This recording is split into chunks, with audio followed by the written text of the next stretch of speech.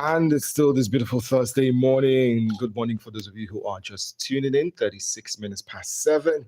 And it's time for us to take a look at what the dailies are saying. First and foremost, welcome back to the Abuja studios. My name is Chooks, and Thursday, public holiday. We still have our Muslim brothers and sisters, fasting. Today's the last day of the fast, and, wishing you the very best. And hopefully, Allah sees you through till the end. All right, so we'll be starting off with the front page of the Daily Monitor. We have Maiduguri blast. Tinubu won't rest until peace is restored in all parts of Nigeria. That's coming from the Vice President Shetima. Says no religion sanctions killing of the innocent. Pays sympathy visits to victims of Monday's bomb blast in Maiduguri. That starts on the front page and continues on page 2. Take ownership of fight against Boko Haram. ISWAP. CDS urges Borno, Yobe, says most people perpetrating killings, destruction in the last 15 years were from affected states.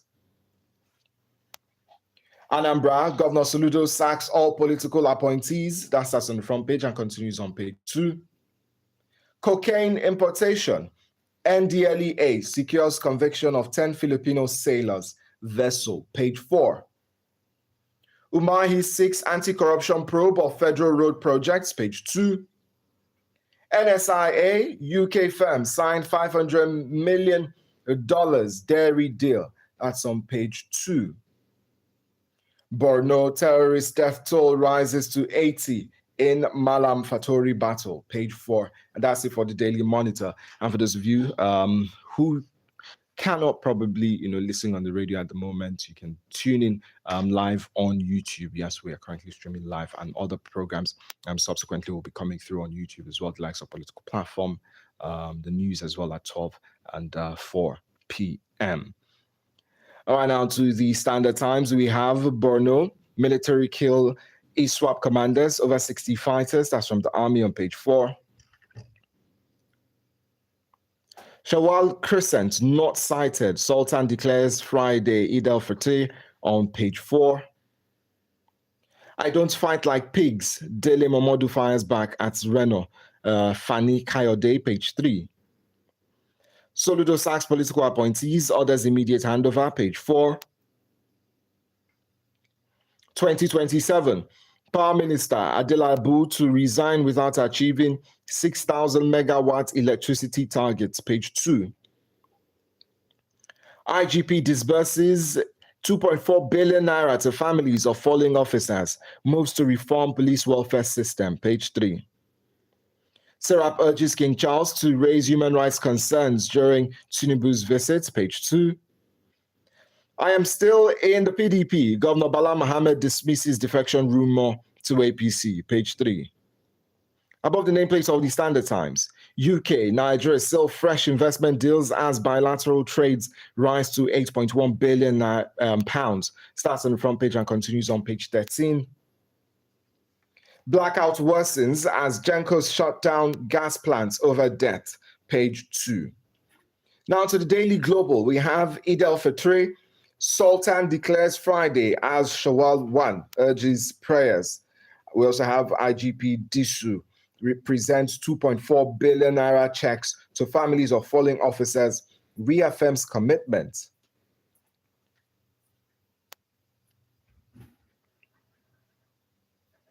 Enugu police bolster security, felicitates Muslims on Eid. We have Murik, Pastor Umo Eno's government is inclusive. And a bit of sports here. Barcelona thrashed Newcastle 7-2 as Rafinha Lewandowski net braces. And that's the front page of the Daily Global. Now to the leadership newspaper. UK state visit. Tinubu receives 42 gun salute at Windsor Castle. Page 4. Dangote to construct Jeba Makera Kontagora Road. That's from Bago on page 20.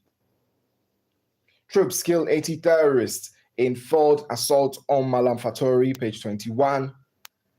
Salah. Police ban knockouts, fireworks in Kaduna, Kano, Gombe, page 7.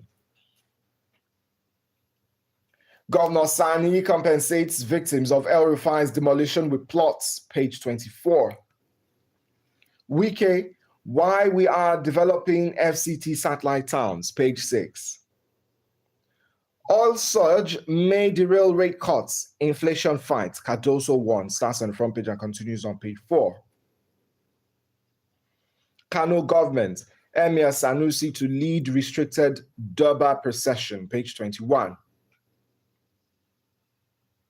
Oshola Adepoju, others condemn CAF's decision to strip Senegal of AFCON title, page 7. And that's it for the leadership newspaper. Now to Al Jazeera, Nigeria. We have troops killed over 60 ISWAP terrorists in Borno. Military chief hid Tinubu's order. We will continue to intensify our efforts against all criminal elements. That is all on page 9.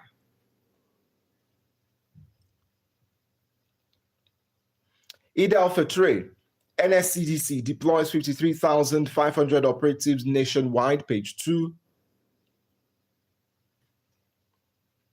We have CVR phase 2. INEC records 2.6 million registrations in 10 weeks, page 2. NEDC conducts assessment on Maiduguri bomb blasts, page 5.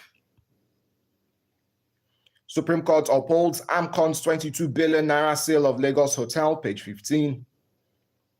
Confusion as power cut plunges MMIA into darkness, page 22.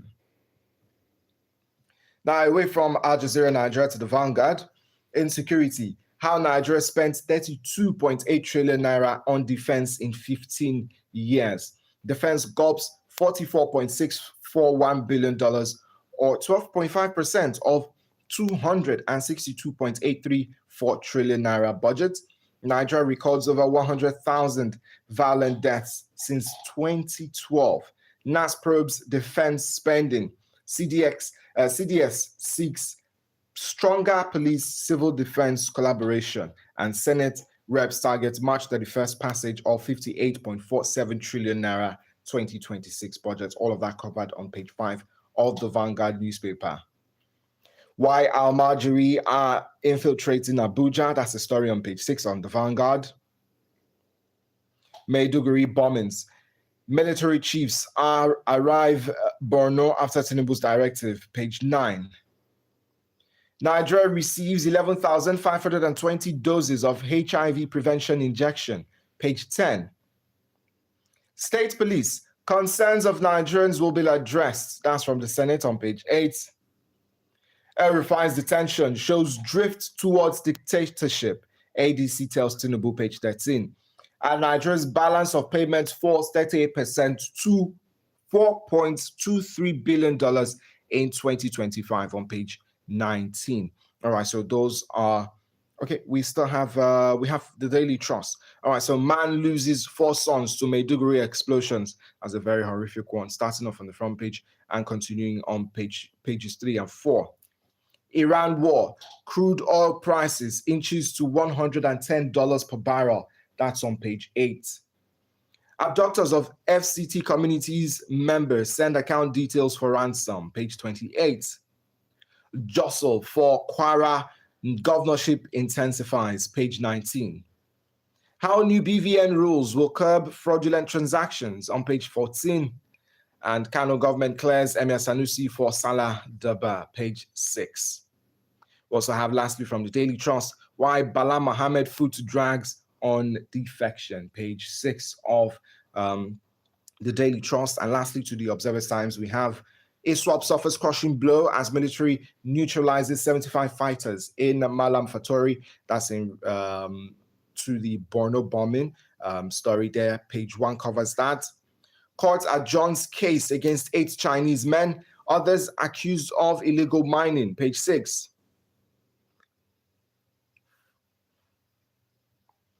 Minister optimistic over tax reforms, says it will be fair, inclusive, page 5. Africa needs $4.5 billion annually to combat tuberculosis. That's from the WHO. Arraign El Rufai or free him, ADC tells ICPC, page 3. And that's it for the front pages. We're going to short break and return with business. Do stay with us. This is the newspaper review.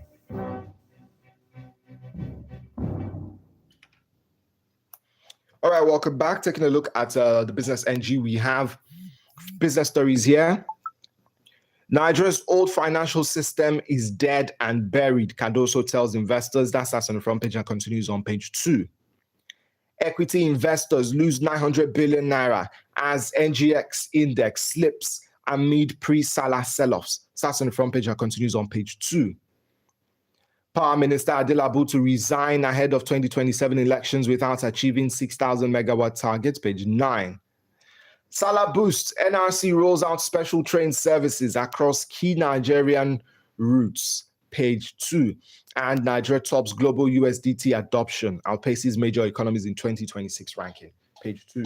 That's the front page for the Business NG, and that's it for the front pages this morning. We took a look at the Daily Monitor, the Standard Times, the Daily Global, the Leadership newspaper, Al Jazeera Nigeria, the Vanguard newspaper. We also looked at the Observer's Times, and as well as the Daily Trust. And, starting off with the sad one in Borno, Maiduguri is still on the front pages of the papers and still fresh in a lot of minds and hearts, especially for those, who were affected directly, by the bombings in Borno. And that's talking about the residents of Borno state and, the entire country at large. If you're a Nigerian or you're living here in Nigeria, it just pricks your heart a little bit. For those who are, not even Nigerians, but as a Nigerian, it's supposed to weigh, heavily on you that Nigerians are experiencing this, on a daily basis. If I may say, Nigerians are being killed. That's what I'm talking about. And then this fresh concern about suicide bombings as well, coming up. We've not had this, in a while, and it's now coming up. Concerns have been raised about it. So it's a tough one. And the Daily Trust leading with that story of a man losing 4 sons, to the explosions, cannot even begin to imagine, what that man is going through. And if his wife, is alive, what, she's going through as well. And the relatives, of them. So it's just a very sad one, a very sad situation indeed. And we need a solution to this. And hopefully the relocation of, the service chiefs as directed by the president, which they have obeyed, is going to bring change in the security situation there. It's not just about relocating, being there, in the physical. What are they planning? What are the steps that are going to be taken, to avoid such situations going forward and to bring normalcy, to the state and to different parts of the country. Yesterday, in Oyo State, there was another issue of armed felony, men kidnapping individuals. And it's not like that was in a rural area as well. So it just shows you the kind of situation, security-wise, we currently have and we are facing. We're still, hoping that we get it right in terms of security very soon. The big concerns as well in one of the papers, looking at how much has been spent on defense in 15 years, and that's coming from the Vanguard. It reads, insecurity, how Nigeria spent 32.8 trillion naira on defense in 15 years. And what do we have to show? With over 44 billion, dollars spent on security. That's another big question as well. Everyone, involved needs to, look at themselves, look at what they've used those monies to do, and actually say to themselves, did they do, well with those monies? Did they invest those monies properly when it comes to, defense, comes to security? Were those monies, invested, or were those monies carted away by, individuals? So it's a big, question with the Senate saying that. NAS probes defense spending. One of the riders, to that story. So there needs to be a proper look into, spendings and going forward, how better to utilize these resources.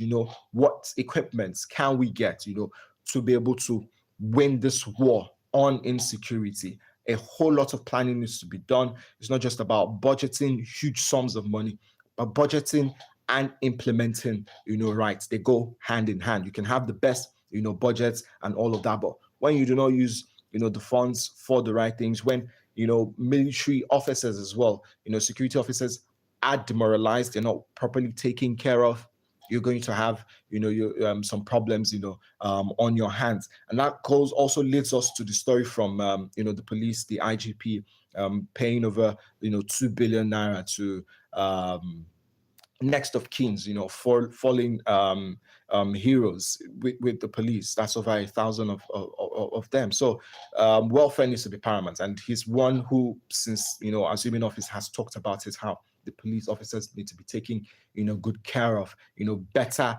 welfare for them. And I absolutely agree with it. If they're not taking care of themselves as well, the average Nigerian out there is going to feel the repercussions as well, because blockades are going to be there. You're going to be paying money, bribes and all of that. They're also going to be attaching themselves, to well-to-do, individuals in the society, because that's another source of generating funds, for themselves to take care of themselves and their families. So you need to take care of them properly. Also take care of they know that, whenever or if they ever, pay the supreme price, their families will be taken care of. So hopefully we need to see more, of that, and better as well in terms of the funds being released, to take care of, police officers, military officers, security personnel as well. Away from that story, as it is.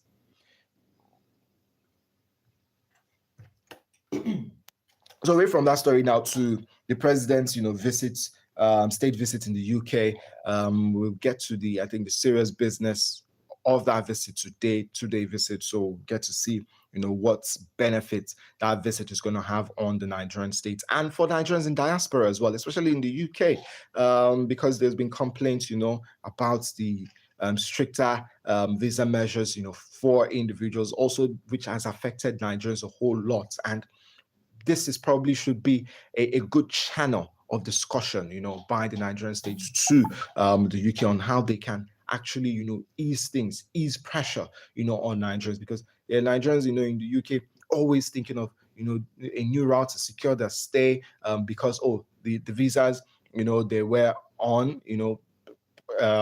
granting them residency in the UK and whatever is either restricted or new conditions, have been put in and tied to that. So we need to see how, we can ease things up, ease that pressure, because you look at for the UK, it's beneficial there. They're working, they're paying taxes. We have Nigerians, actually doing well in the UK, and also reflective of us here in the country, because we have Nigerians there in the UK who send, monies down here, affects and impacts our economy as well. So these state visits shouldn't just be one of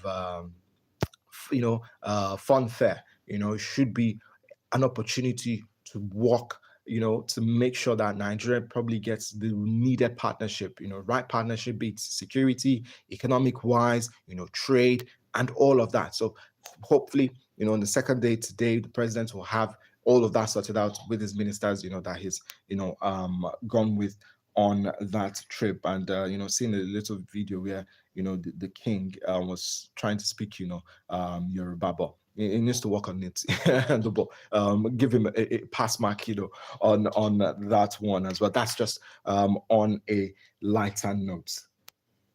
Well, to also our Muslim brothers and sisters who are still fasting, today, last day of the fast for them, and we'll be celebrating Eid tomorrow being Friday. And I begin to wonder, will the federal government surprise us with Monday? And I'm sure there are some Nigerians who are hoping, Monday will be added to the list of the public holidays as well, though. But, we are supportive of our Muslim brothers and sisters as they go through their fast today. It's not been an easy one, but they've kept at it. They've done it well. And those of us, who are non-Muslim as well, have learnt a thing or two, during this Ramadan period. Goodness, kindness, love, and all of that. And, hopefully we continue to show that to one another. It doesn't matter if you're a Christian or a Muslim. We're in the same country, being one and together. This morning, you can pick up a copy of any of the dailies. You have an insight, into all of the trending stories as well. We're going to brief break, and when we return, we'll take a look at results from the Champions League yesterday. So do stay with us. Don't get away. Here is Brimer with Good Morning. It's Throwback Thursday.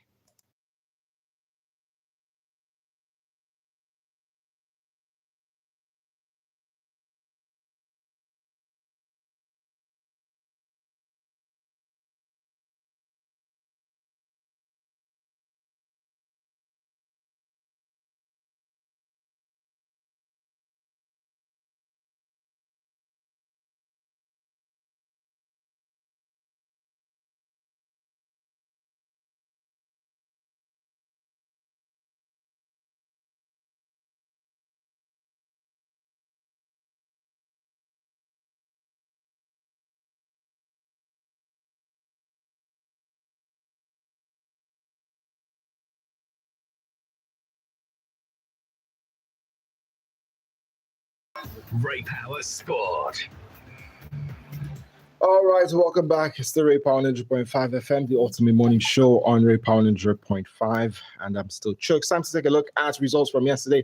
Starting off with the UEFA Champions League, Barcelona and Newcastle. That was just a complete stunner of a football match. It was 2-2 before the first 30 minutes of the game. Yes, 2-2 after 27 minutes. In the second half, Barcelona came in, scored 4 goals in the second half. They took the lead right before halftime, 3-2 via penalty as well. And they just blew Newcastle away in the second half. But for Eddie Howe and his boys, they probably just look at the upside to that. They gave it their all, but it wasn't enough, and probably, plan for future editions of the Champions League. But it's almost certain they won't be making the Champions League, this season because they look off the pace, in the league. For Barcelona, they are into the next round. For Bayern Munich, they blew away Atalanta on the night again, 4-1, 10-2 on aggregate. That was a commanding, total dominating performance for Bayern Munich over 2 legs. Liverpool, 4-0 win over Galatasaray at home, 4-1 on aggregate. And Galatasaray, were not helped by the fact that Victor Osimhen had to go off injured, at halftime. So even in the first half, he had to play with the injury, tried to, play through it, but it wasn't working for him or the team. And it looked like they were playing, with the man down. So the coach had to make that substitution, and, they did suffer for that. Tottenham Hotspur tried their very best. They won 3-2 on the night, but it wasn't enough as they lost 7-5 on aggregate. So for Atletico Madrid, they progress into the next round, and we're already going to be having very tasty fixtures when it comes to the quarterfinals. So looking at the quarterfinals matchup, it's going to be FC Barcelona against Atletico Madrid, a no Spanish affair. And fun fact, Barcelona has never knocked out Atletico Madrid, in the Champions League, in the knockout. Sporting Lisbon against the Arsenal. Looks like Arsenal, favorites for this one, and might be the year for the Arsenal. Well, we'll just hold our brakes on that one and see how they progress through the quarterfinals. Big ones, Paris Saint-Germain against Liverpool. That's a huge fixture to look forward to. And Real Madrid against FC Bayern Munich. There was one game in Europa League last night. It was Braga against Ferencváros. That one ended 4-0 on the night in favor of Braga and 4-2 on aggregate. Europa League matches, just to mention a few: Freiburg against Genk, Lyon against Celta Vigo, AS Roma against Bologna, Aston Villa against Lille, FC Porto against Stuttgart, Real Betis against Panathinaikos, and Midtjylland against Nottingham Forest. In the Conference League, it's going to be AEK Athens versus Celje, Larnaca against Crystal Palace, Mainz against Olomouc, Fiorentina against Rayo Vallecano against Samsunspor, and you have Strasbourg against Rijeka. AZ Alkmaar against Sparta Prague. And that's it for Sports Update this morning. Raypower 100.5 FM. Thank you so much for listening. The name is Chooks. The Ultimate Morning Show still continues. We'll be joining up with our network studios in a bit. And don't forget, Political Platform will be live on YouTube at 9:15. Raypower Abuja is all you need to search for on YouTube. Do stay with us. Don't go anywhere. Good morning.